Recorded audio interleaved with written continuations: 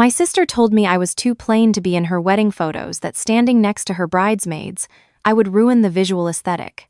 She forgot that I had been quietly paying her venue deposit, her florist, and her future husband's car note for the past 2 years. So I made 3 phone calls and watched her perfect wedding unravel in real time. I want to be honest about something before I tell you what happened. For a long time, I believed that being the responsible one was the same as being loved. I confused the two completely. I thought as long as I was useful, I was wanted. It took my sister standing in front of a ring light in her apartment, holding fabric swatches, telling me with a straight face that my look wasn't going to work for her color palette, to understand that I had never been family to her. I had been a funding source with a heartbeat. I was sitting cross-legged on her cream-colored sofa when she said it. She had called me over under the pretense of wedding planning input, which I assumed meant she wanted my opinion on centerpieces or menu cards.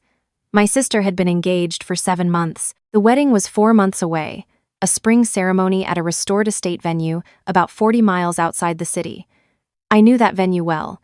I had wired the deposit. She was holding 2 bridesmaid dress samples against her chest, one blush and one champagne, turning side to side in the mirror that dominated her bedroom wall. I had been half listening, scrolling through my phone, when she said it without even looking at me. "I've been meaning to talk to you about the bridal party." "Okay," I said, setting my phone down. She finally turned. Her expression was the one she had perfected over 31 years of being the pretty, charming younger sister, half apologetic, half certain she was doing you a favor. "I've decided to keep it tight. Very curated. 7 bridesmaids total, and they're all going to be wearing the champagne. The whole vision is very sleek, very elevated, very magazine. You know?" I waited. "And I just think honestly, because I love you, that you wouldn't feel comfortable in that setting. You've got a very natural look, which is beautiful, but next to the professional hair and makeup and the tall girls, I just don't want you to feel out of place. I don't want the photos to feel unbalanced." I stared at her. "You're not asking me to be a bridesmaid," I said. "I'm asking you to enjoy the day as a guest, a really important guest. Front row, obviously. Because I don't fit the aesthetic." She clapped her hands together like I had just solved a puzzle. "Exactly. You just get it. I knew you would." The room was very quiet. Outside her window, the city moved like it always did, indifferent and constant. I thought about the spreadsheet open on my laptop back home, the one I updated every month with her expenses. The venue deposit, $8,000. The florist retainer, $2,200. The monthly car payment I had been making for her fiancé's truck since he lost his job at the logistics company 14 months ago, $640. The emergency cash I had sent in November when her credit card was declined at a bridal boutique, and she texted me in a panic, $1,500. I had not been planning to do the math that afternoon, but sitting there on her sofa, listening to her tell me I was too plain to stand beside her in photographs, the numbers lined up in my head like columns on a page, clean and indisputable. "Got it," I said. I picked my phone back up. "Thanks for telling me." She exhaled. "You're being so mature about it. I really appreciate you." I drove home in silence. I did not cry. I was past crying. What I felt instead was something colder and more precise, the specific clarity that arrives when you finally see something you have been refusing to look at directly. Let me tell you about my sister, because context matters. She is 3 years younger than me. Growing up, she was the one everyone noticed first. Not because she was cruel or loud, she was neither, but because she had the kind of effortless warmth that made people want to be close to her. Our mother used to say she could walk into a room and change the temperature. I believed it. I still believe it, actually. The gift is real. What she learned to do with that gift is the problem. I went to school on a partial scholarship, worked 20 hours a week through college, graduated with a degree in finance, and spent 5 years building a career in corporate accounting. I lived in a 1-bedroom apartment, drove a 4-year-old sedan, cooked most of my own meals, and invested aggressively. From the outside, I looked exactly like what my sister had called me: plain, unremarkable, the kind of person who fades into backgrounds. What the background hid was a savings account that would have made most people our age faint. I did not talk about it. I did not perform it. I moved quietly, and my sister, like everyone else, assumed quiet meant small. She had floated through her 20s on charm and the goodwill of people who wanted to be near her light. She worked in event marketing, which suited her perfectly. She was good at it, genuinely good, but she had also developed a lifestyle she could not sustain on her salary alone. The apartment was too expensive. The wardrobe was too expensive. The social calendar, the dinners, the rooftop parties, the weekends away was too expensive. She managed it through a rotating system of short-term solutions, credit cards, and me. I had started helping 3 years earlier when she called me from a parking garage crying because her transmission had died, and she did not have the money to fix it or get to work. I paid for it. I told myself it was a loan. I told myself this once, and then I forgot to keep telling myself, and the loans accumulated into something shapeless that did not have a name anymore. Her fiancé had moved in 8 months before the proposal. He was pleasant enough, athletic, sociable, the kind of man who remembered your coffee order and called your mother by her first name. I liked him. In the uncritical way you like someone who has not yet been tested. When he lost his job, he was embarrassed and private about it. I offered to cover his car note for a few months, just while he sorted himself out.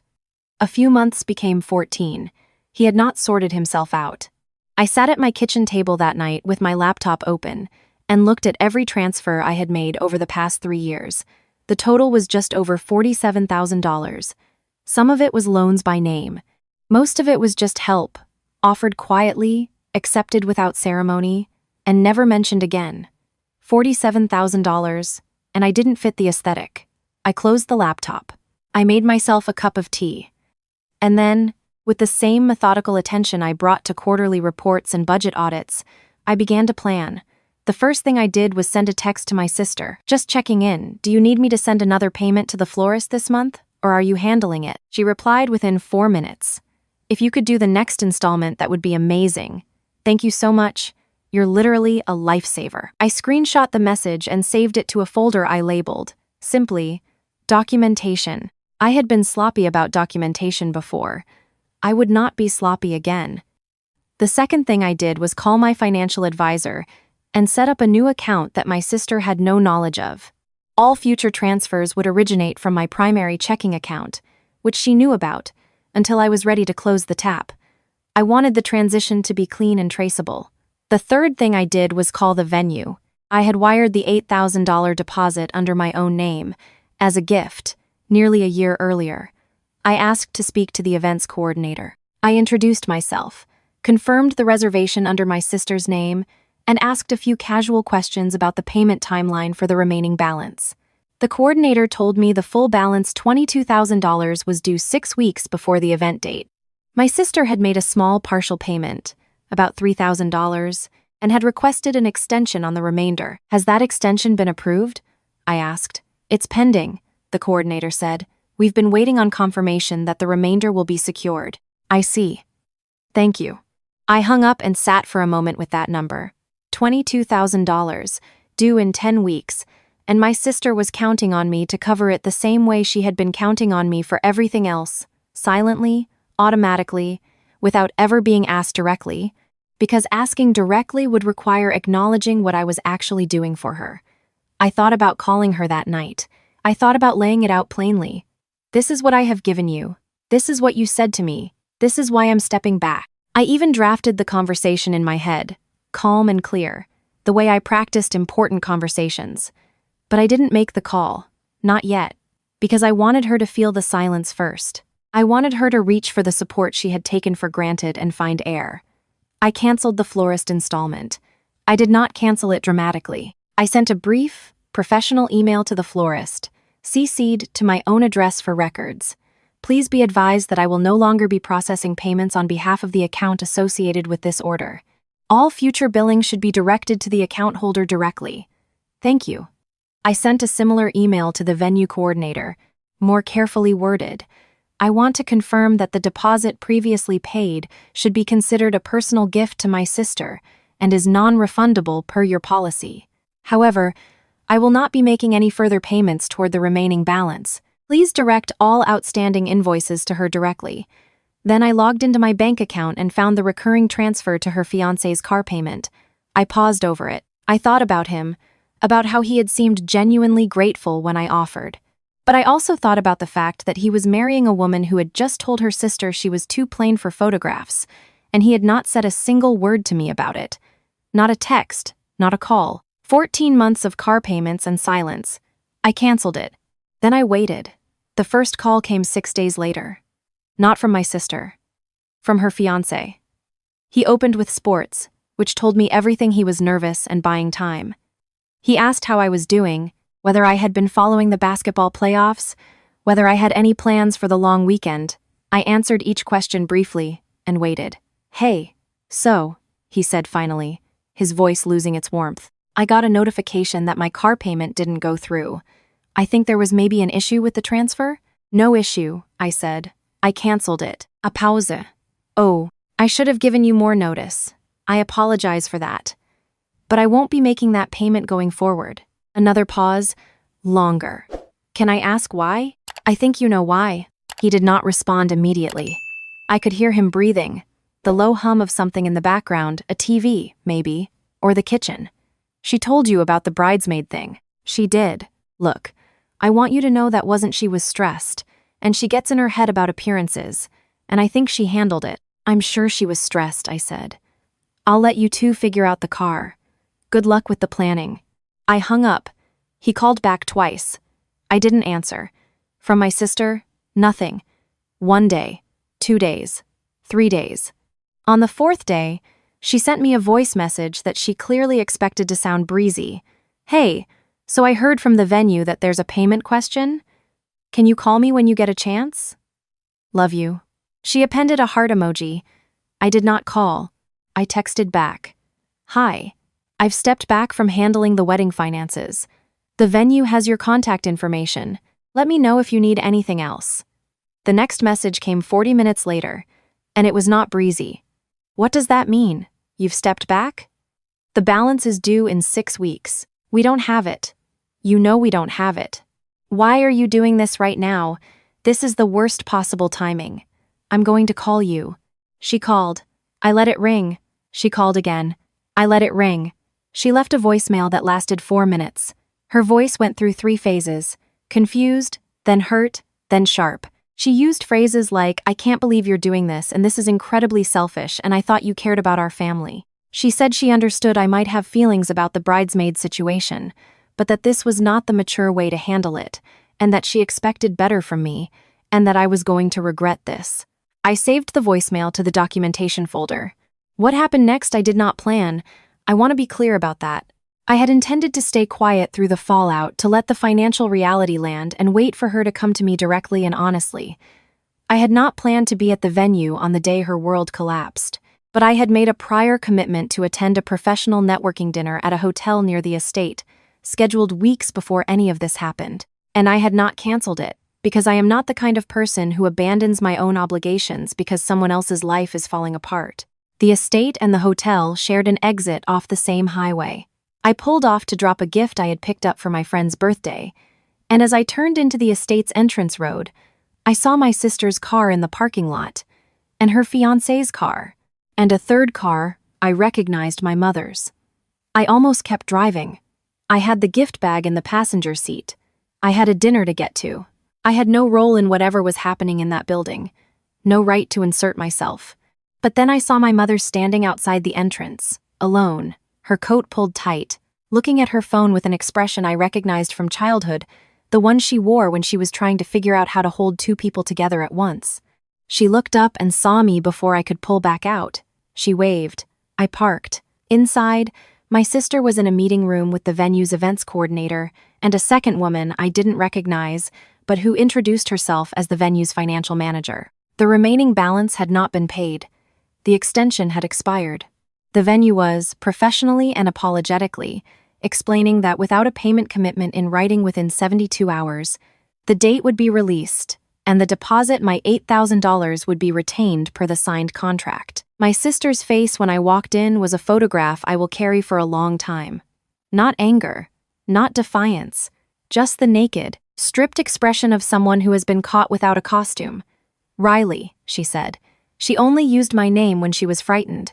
The coordinator looked between us. "Do you know each other?" "She's my sister," my sister said.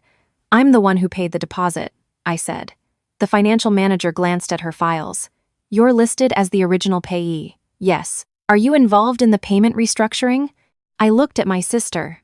She was looking at me with an expression that was part plea and part something older and rawer, the face of someone who has just understood, fully, what they have lost. No, I said. I'm not involved. Then I'm afraid the financial manager began. Wait. My sister stood up. Her voice was steady in that particular way voices get when you are forcing them to be steady. Riley, please, I need to talk to you outside for 1 minute. We stood in the hallway, by a window that looked out over the gardens where her ceremony was supposed to happen. The flowers were still winter bare. It would have been beautiful in the spring. She started with the wrong thing. You're doing this on purpose. You told me I didn't fit your aesthetic, I said. I believed you. I'm not involved in your wedding. That was about the photos. I know what it was about. I did not mean it the way it sounded. You said it very clearly. She pressed her fingers to her forehead. Her voice dropped. Okay. I was thoughtless and I was wrong and I'm sorry.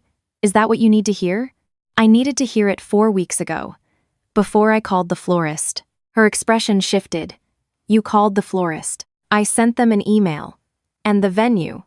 And I canceled the car payment. The color in her face changed. Not flushing, draining. You canceled the how long have you been doing this? About a month. A month. She laughed a short, disbelieving sound. You've been planning this for a month while I thought everything was fine. You thought everything was fine because you weren't paying attention to who was actually handling things. She was quiet for a long time.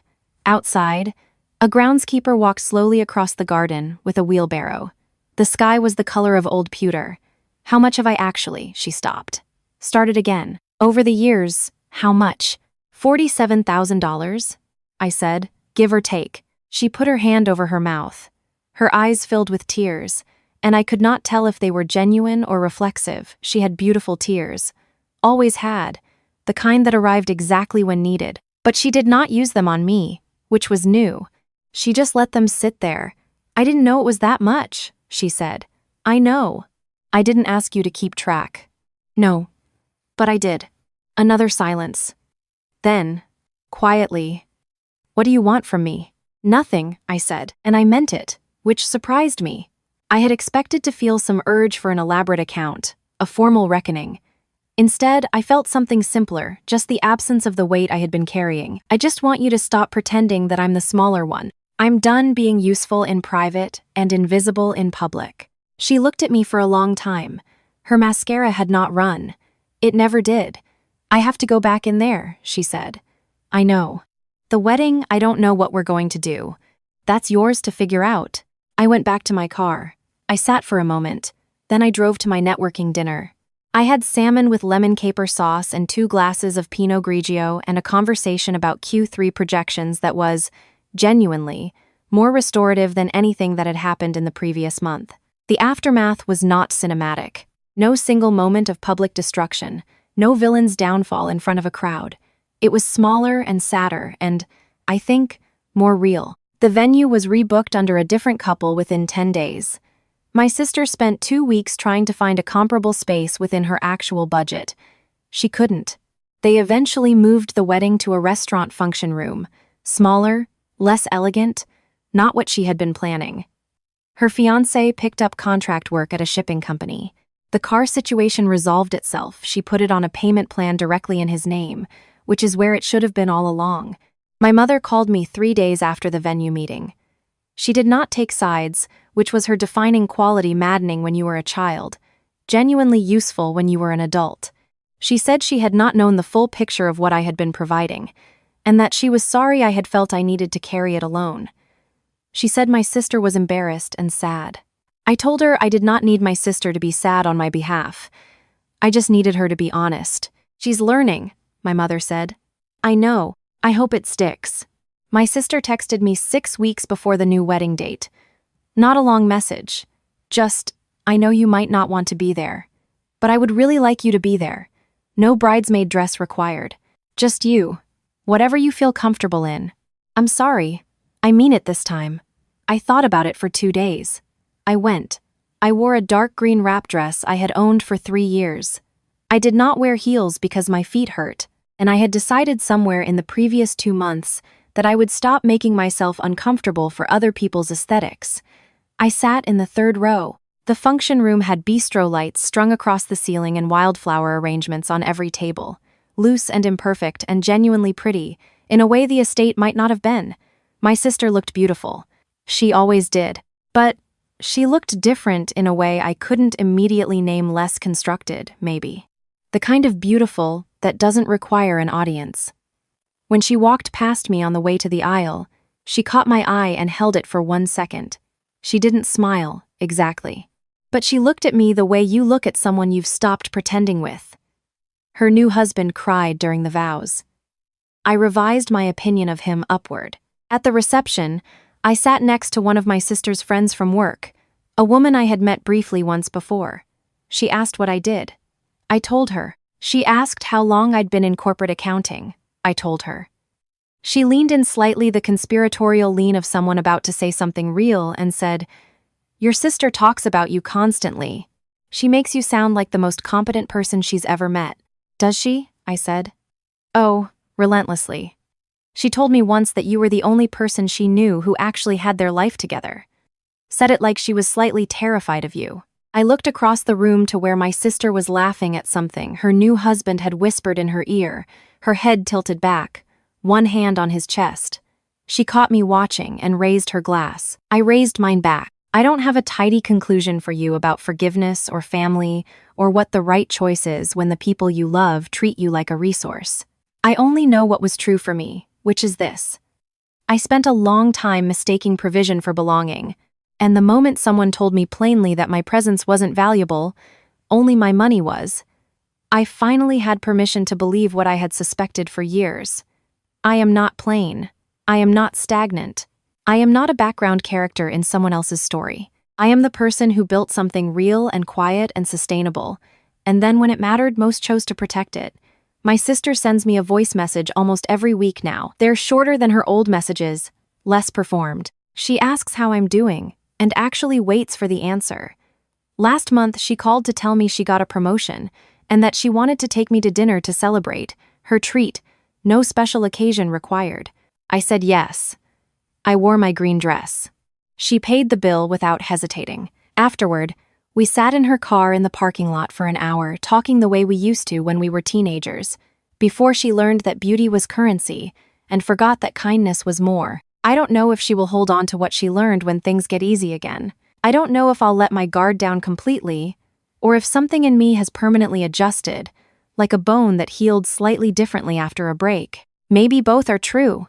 What I know for certain is that I drove home in my 4-year-old sedan with the heated seat on, and my savings untouched, and my conscience completely clear, and I thought, this is what winning actually looks like. Not the velvet tablecloths or the guest list or the right silhouette in the photographs. This. Just this.